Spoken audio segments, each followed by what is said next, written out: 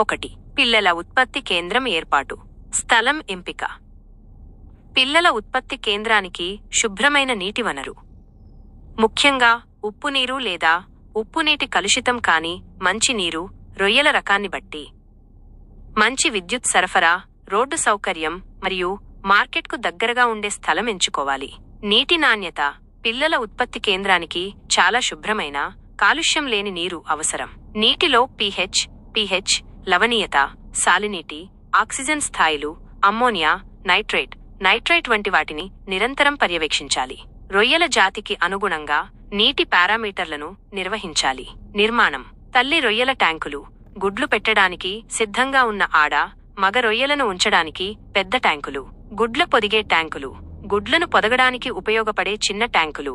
Larva పెంపకం ట్యాంకులు, గుడ్ల నుండి వచ్చిన లార్వాలను పెంచడానికి ఉపయోగపడే ట్యాంకులు. ఆహార